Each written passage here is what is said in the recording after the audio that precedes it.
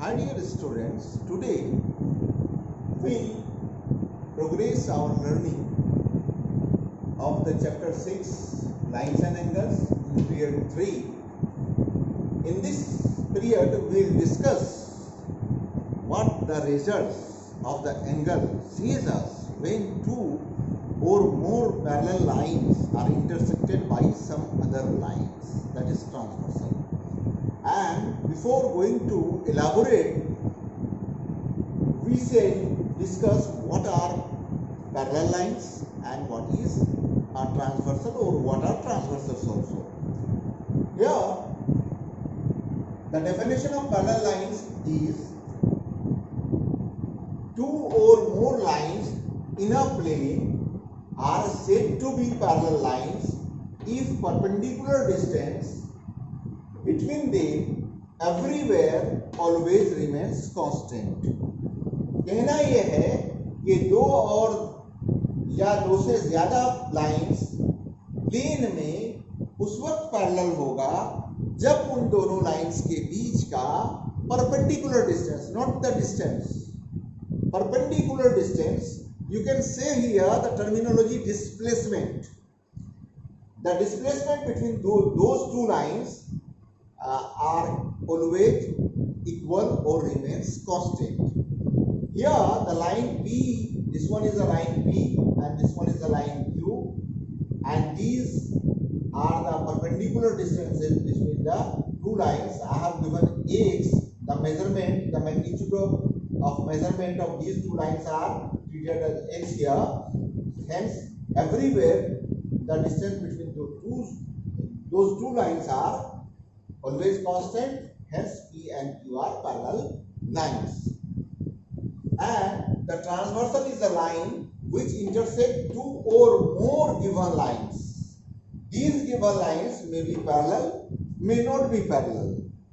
In distinct points is called a transversal. Here we have considered these two parallel lines.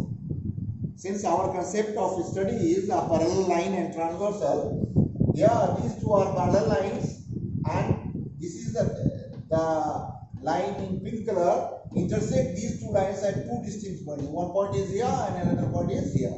This parallel line intersected at this point, and this one parallel line N is intersected at this one point.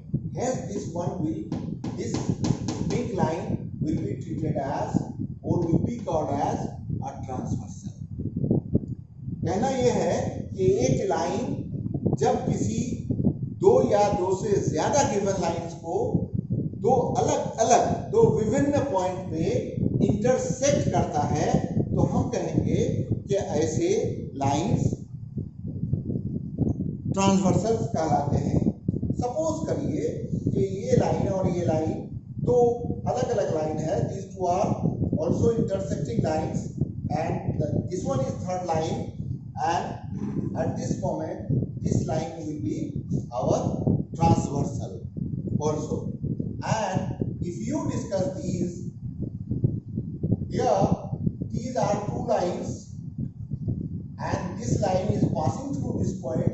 Since these three lines are passing through a single common point, hence at this point these lines, one of these lines are not a transversal. Since all the three lines are passing through a same point, they are not a transversal. ऐसा नहीं है क्योंकि यहाँ पे दो अलग अलग point में, डिस्टिंक्ट पॉइंट में ये लाइन L, ये M और N को इंटरसेक्ट नहीं कर रहा है, इसलिए L ट्रांसवर्सल नहीं होगा. Clear? Here M and L are two given lines. They are parallel lines, and the line T intersect line M at this point and the line L at this point.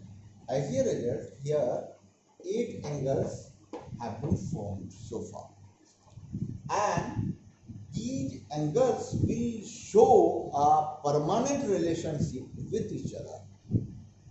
And we'll compare these relationship with our previous studies also.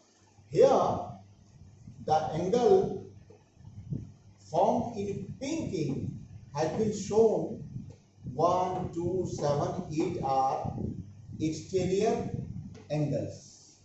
These angles are called exterior angles. Exterior angles. And the angles shown by the whiting are known as interior angles. These interior angles have been formed inside the parallel lines, while the pink colored exterior angles are forming on the exterior part of these two parallel lines. The angles which are formed in the interior part of the parallel lines are known as interior angles, and the angles which are formed on the exterior portion of the parallel lines are known as exterior angle.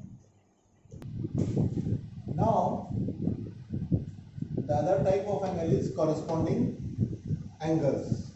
Angles on the same side of the transversal are called corresponding angles if provided that both the pair must lie on the either side, either above or down, below the parallel lines. कहना यह है कि corresponding angles उसी वक्त possibility होगी कि ये दो पैरेलल लाइंस हैं, अब इस ट्रांसवर्सल के इस साइड ये पेयर है और ठीक ऊपर पैरेलल लाइन के ये दोनों 1 और 5 कॉरेस्पॉन्डिंग एंगल हो गया। फिर उसी तरह से इस ट्रांसवर्सल के इस साइड का 4 और इस ट्रांसवर्सल के इस साइड का ये दोनों लाइन के नीचे वाला दोनों पेयर है ये भी कॉरेस्पॉन्डिंग होगा। सिमिलर 2 और 6 वैसे ही, और 3 एंड 7 भी कॉरेस्पॉन्डिंग एंगल्स होगा, जिसको मैंने क्लियरली यहाँ पे ब्रैकेट्स के अंदर पेयर ऑफ कॉरेस्पॉन्डिंग एंगल्स को लिखा है।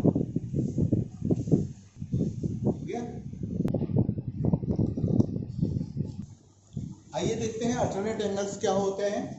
तो अल्टरनेट एंगल्स ऐसे हैं कि जब दो पैरेलल लाइन या दो लाइन इंटरसेक्टेड बाय ट्रांसवर्सल होते हैं तो अल्टरनेट पार्ट पे जो एंगल्स बनते हैं उसको अल्टरनेट एंगल्स कहते हैं।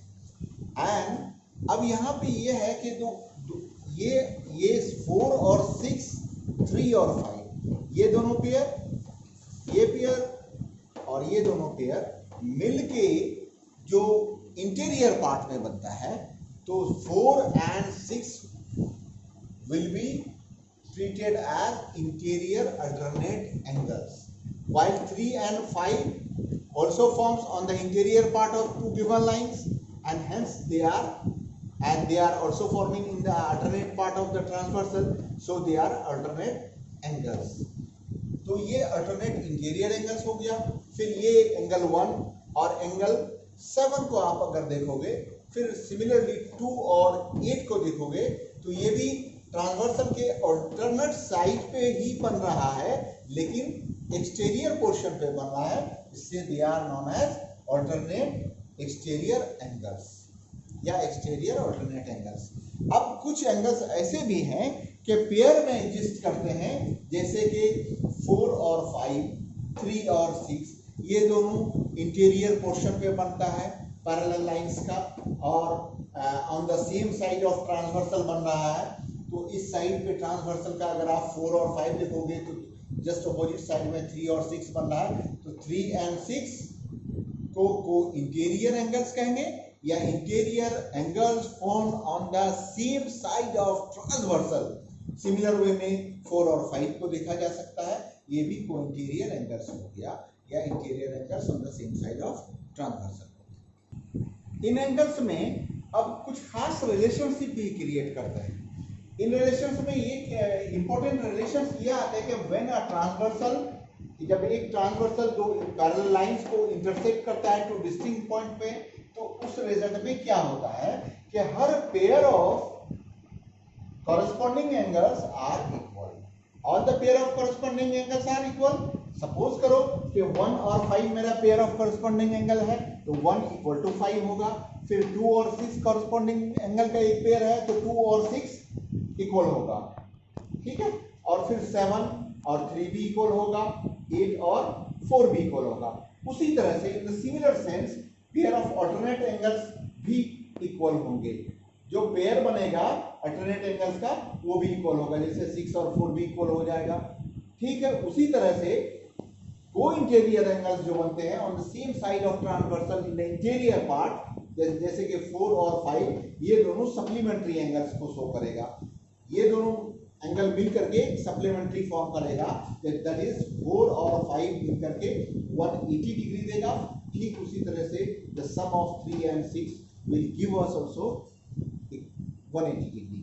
एंड आप इसको प्रैक्टिकली प्रीवियस नॉलेज के साथ प्रूव भी कर सकते हो, जैसे कि हम लोगों ने पिछले दिनों पढ़ा है, पिछले पीरियड्स में, उसका यूज करके हर एक फेनोमेना को, हर एक एक्सियम को, ये सारे एक्चुअली एक्सियम्स हैं, इन एक्सियम्स को भी प्रूव किया जा सकता है।